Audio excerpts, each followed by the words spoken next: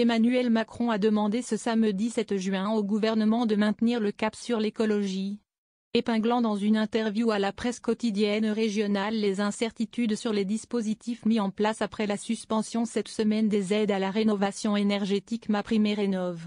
J'attends des acteurs et du gouvernement qu'on maintienne cette politique, je ne suis pas content de ce que j'ai pu voir ces derniers jours, a déclaré le chef de l'État à quelques titres, dont Ouest France et Le Parisien aujourd'hui en France.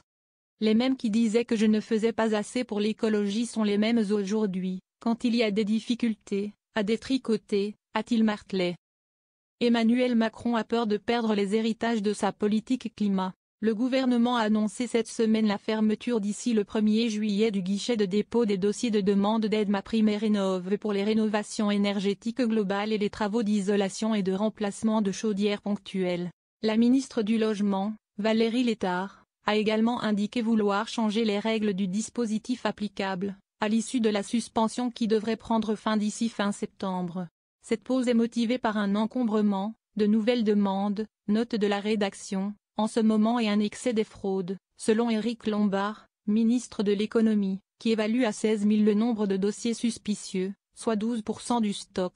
Après avoir déjà défendu cette semaine lors d'un déplacement dans le Nord son bilan en matière écologique, Emmanuel Macron a réitéré samedi en se posant en vigie, à la veille de l'ouverture de la 3e conférence de l'ONU, UNOC 3, sur les océans à Nice. Je ne veux pas que ni le gouvernement, ni le Parlement ne cèdent aux facilités du moment, a-t-il insisté, vitupérant ceux qui voudraient faire oublier le combat pour le climat et préfèrent, pendant ce temps-là, brainwasher opérer un lavage de cerveau, note de la rédaction, sur l'invasion du pays et les derniers faits divers. Emmanuel Macron a également appelé le gouvernement à continuer le combat sur la consigne du plastique, mis entre parenthèses en 2023 après plusieurs années d'hésitation sur son application et face à l'hostilité des collectivités. Mais ce dispositif est absolument clé, a fait valoir le chef de l'État. La période est noire pour les défenseurs de l'écologie en France.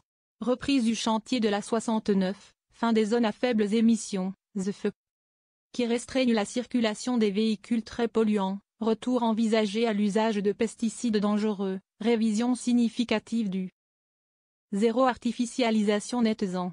Le Parlement a entériné ou encouragé le détricotage de toute une part du bilan environnemental du premier quinquennat d'Emmanuel Macron.